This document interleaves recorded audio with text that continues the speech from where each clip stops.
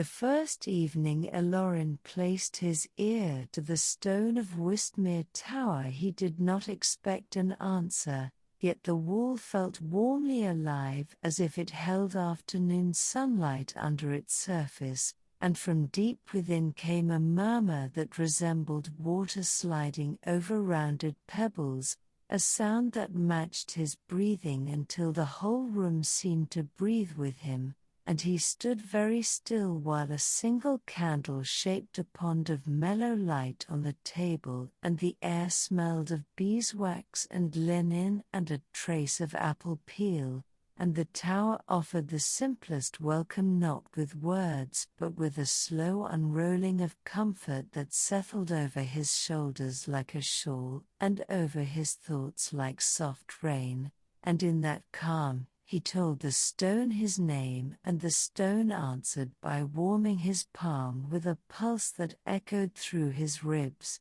and his star-bright eyes reflected the candle as if distant constellations had bent to visit and linger in their own time, and the boy realized that listening could be a kind of spell that asked for nothing more than patience and a kindly gaze. Master Aldrin often said that Wistmere had moods the way a river has currents, and Elorin found this to be true as he moved around the circular room and traced mortar lines with his fingertips, for certain stones vibrated with a humming note like a cat's contented throat, while others rested cool and steady like shaded bark. And when he leaned near the arrow-slit window, the evening carried the earth-scented breath of the river reeds, and the reeds answered the mild wind with tiny brushes of sound, and from the low meadow came the distant bell-like notes of sheep wearing their twilight harness of calm, and overhead the sky wore a thin veil of blue that deepened slowly, so slowly that time itself felt unknotted, and the tower seemed to lean slightly toward the boy the way a tree bends toward a singer, and Elorin decided that his study for the night would be to listen to the room the way a gardener listens to soil before planting. He closed his book without opening it and sat on the bottom stair and placed both hands on the step, and through that stone he felt a faint memory of hands that had worked here before him, hands scented with wet clay and sap, and he imagined their patient movements and thanked them in his heart, and the step warmed in reply, and the warmth rose through him like tea on a winter morning and flowed into his thoughts, which began to move with slow bright curves like minnows turning in shallow water. He lifted the candle and let wax drip into a small brass dish, not to waste but to draw circles within circles as if mapping the night, and he breathed in through his nose and out through his lips until the breath and the tower became one steady tide. When the tide of breath settled, he stood and walked the coil of the stair, and each step offered a note, a quiet thrum here, a velvet hush there, a rounded hum where the step thinned from many centuries of feet, and by the time he reached the landing he felt he had climbed inside a musical shell, and the center of that shell was a listening heart. In the study Elorin rested his candle on a saucer and opened the window latch, and cool night air slipped into the room with the scent of water and crushed mint, and he heard the river make a long tranquil line through the dark, and he heard a kingfisher announce bedtime with a single crisp call before tucking its beak beneath its feathered shoulder, and he whispered good night to the small hunter, because the world felt like a place where simple courtesies mattered. The tower replied with a faint draft that stirred the edges of papers on the desk, and the papers rustled like small wings trying themselves for flight, and he set a smooth river stone on the stack and felt the stone's coolness arrive through his fingertips, and the tower offered a second gift, a thread of sound that began at the floorboards and climbed into his ear like ivy seeking sunlight, and the thread held pictures more than words, a procession of scenes that drifted through his mind with the unhurried rhythm of drifting pollen. He saw the first mason placing the foundation stone while fog rolled up from the water and dissolved against the new wall like milk poured into tea, and he saw spring mornings when swallows painted the sky with little silver loops and left feathers on the sill as thank yous for safe ledges, and he saw a child from long ago sleeping on a folded cloak by the hearth while a pot of oats released a warm sweet steam, and he saw nights when rain combed the river into smooth ribbons, and the tower settled itself deeper into the earth with the wisdom of a tree seeking balance. These pictures brightened and faded without hurry, and when they drifted away they left a gentle afterglow in his thoughts like dew on glass, and Elorin placed both hands on the table and said thank you, and the room answered by arranging the shadows so they pulled in cozy corners and kept the open space clear for easy walking.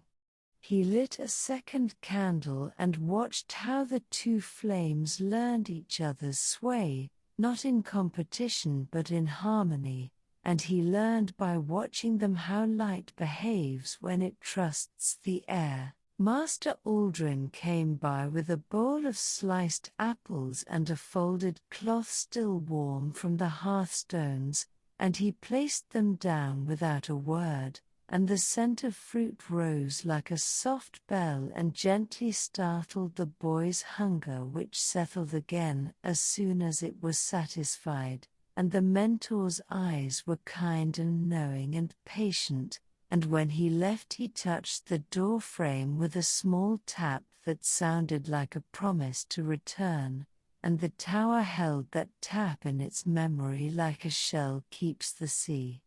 Alone again, Elorin sat and practiced a listening spell that had no name and no gesture, only the steady attention of one who cares, and as he practiced the room grew clearer the way a pond grows clear when the breeze quiets, and details rose to meet him.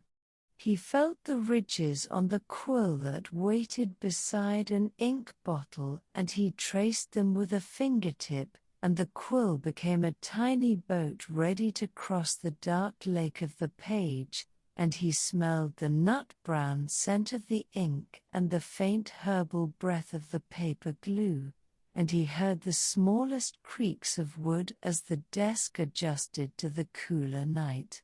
Across the way a shelf leaned with age, and the lean reminded him of a tired traveler resting shoulder to shoulder with a friend, and he addressed the shelf as friend and thanked it for holding so many words, and that simple gratitude made the bindings glow as if a sun had risen inside the leather. From the window came the silken rasp of reeds and the soft hush of a moth's wings, and with every sound the tower proved that a building can be alive in its own clear way.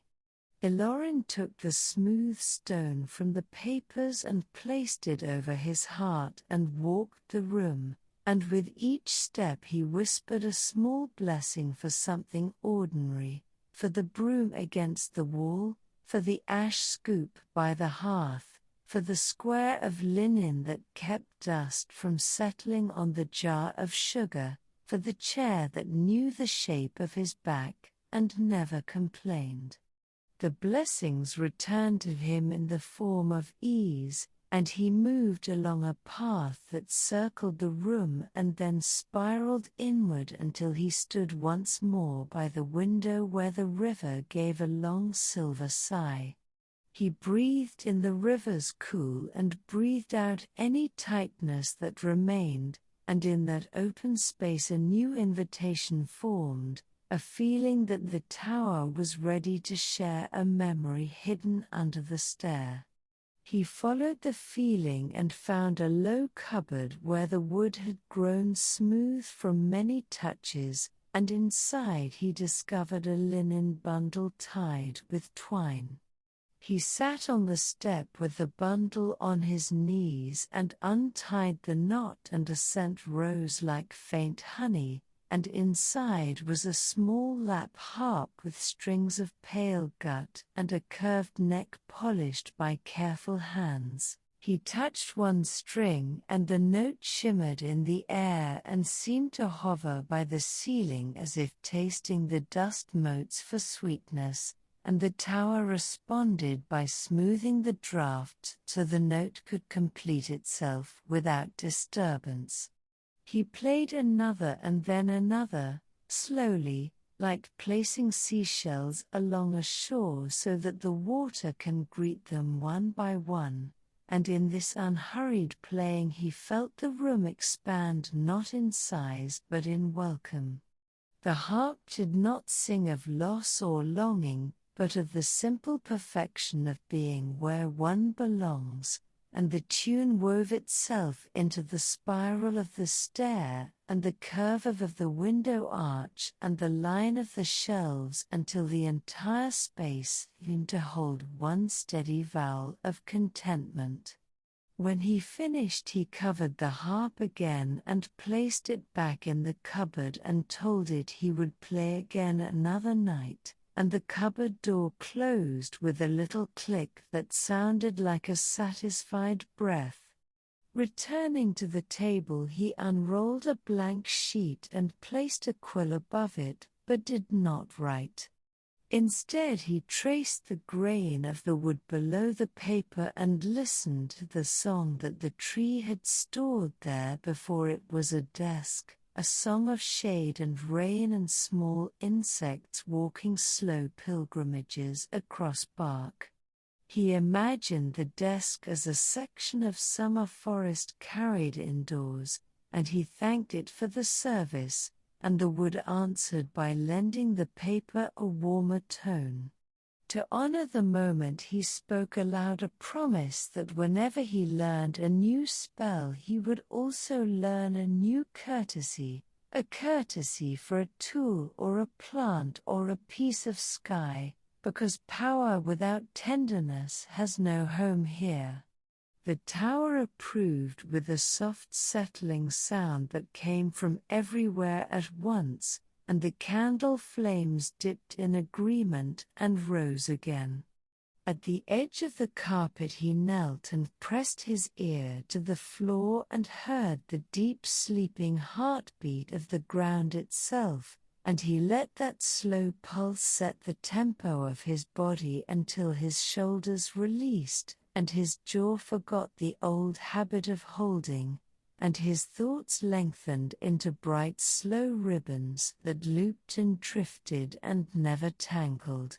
Beyond the window the late-night insects began their easy counting, and an owl called once as if marking the page of darkness where it would rest, and from the riverbank a fox placed its careful feet among the sedges and drank with small sounds that stitched silver ripples across the surface. Elorin did not move for a long while, and when he finally stood he felt taller inside. He closed the window and the latch settled into place with a sound like two puzzle pieces greeting, and he blew out one candle and then the other and then relit one so the room would not feel abandoned, and he lay down on the narrow bed tucked into the alcove and pulled the coverlet to his chin, and before he slept he spoke one more question to the tower, a question that had no need to hurry toward an answer. He asked how to belong in a way that helps everything around him belong as well, and the tower answered by guiding his breath into a rhythm that fit the night, and he rode that rhythm into sleep, while the room held him the way a harbor holds a small boat. In his dream he walked through Wistmere at dawn, and every stone was warm and every doorframe carried a faint fragrance of rosemary and old books and home-baked bread, and the river wore early gold and the reeds felt like little brushes painting peace along the banks, and he moved among these things with the distinct sense that he was being taught without lessons, helped without questions, welcomed without conditions. When he woke, the candle still burned low and steady, and the room had the feeling of a story that had reached a soft resting point and was willing to wait there until the listener returned, and he sat up and thanked the night and the tower and the river and the small creatures and the many people who had lived gently in this place before him, and he swung his feet to the floor and felt the cool stone receive them like a friend who offers his hands. The day would come and go and come again, and with it new practice, new kindness, new listening, and the tower would keep answering in its serene way, and Elorin would grow not by reaching upward for grand fireworks but by root-like movements beneath the surface where care travels from one living thing to another, and so the boy began his apprenticeship in the oldest art, the art of hearing the world and letting that hearing shape every spell he would ever learn. As the sun lingered below the horizon and painted a thin band of pearl along the eastern hills, he remained in bed for a few breaths more to let the lesson settle, then rose and washed his face in a copper basin where the water held tiny reflections of the candle flame and made a delicate tinkling when he moved his hands, and he combed his hair with slow strokes until the silver shimmer within it arranged itself like threads of morning, and the tower seemed to tilt its attention toward the garden outside, as if inviting him to visit. So he drew on his boots and wrapped himself in a wool cloak that still remembered the scent of sheep and open fields, and he descended the stair with the basin in one hand. At the door he paused to greet the threshold stone by touching it with 2 fingers and a word of thanks, and the stone answered by feeling slightly warm though the air was crisp. And when he stepped into the blue hour before sunrise, he found the garden resting under a fine sift of dew, each leaf carrying a round bead, as if crowned for a small ceremony, and birds along the hedge exchanged a few simple notes, as if testing their voices before the day's music began. He knelt by a row of thyme and pressed his palm near the roots, and from the earth rose a fragrance so clean and green that it cleared the last remnants of sleep from his thoughts, and he watered the bed with careful slowness, so the soil could drink without haste, and as the water soaked in the surface darkened to a richer brown that looked like chocolate and smelled faintly of rain, and the tower's shadow moved across the beds in a way that suggested a guardian settling a cloak around small shoulders. He straightened and listened to the tower itself, not only with ears but with skin and breath, and in that attentive stillness he felt the great structure shift a fraction to find a better balance against the breeze, and he realized again that buildings have posture, and that Wistmere's posture was a promise to stand kindly between land and sky. On the river a heron lifted and offered a low call that slid across the surface like a brush of silk, and far upstream someone was setting out nets, and the faint knock of wood against wood sounded like the sleepy clack of prayer beads. Elorin returned inside and brewed tea from curled green leaves that unfurled in the hot water like sea grass finding tide, and the steam rose with a faint sweetness and touched his face as if approving his care, and when he sipped the cup the warmth moved down his throat and spread through his chest and into his hands, and he thought about how every sip is a small agreement between liquid and body to share warmth and purpose.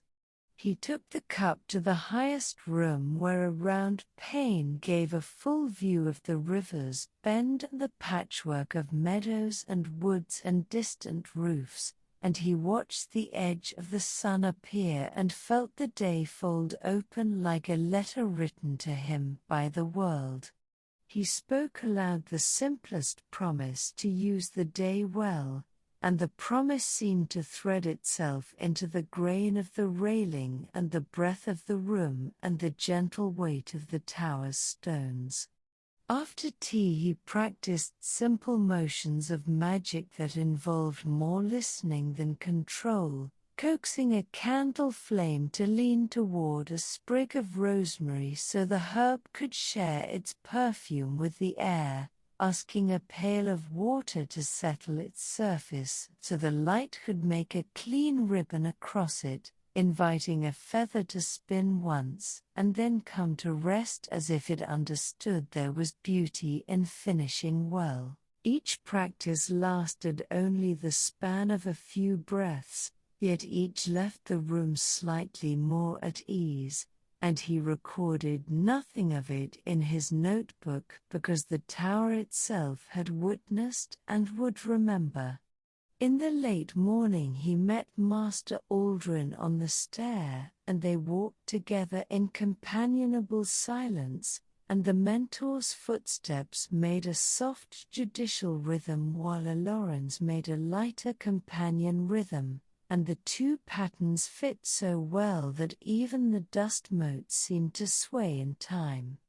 At the base of the stair they paused by a niche where an old clay jar slept, and the mentor placed his palm on its shoulder and said that every vessel keeps the taste of what it holds, so we should fill ourselves with kindness, and Elorin nodded and stored the thought inside, and the jar felt somehow pleased to be included in the conversation.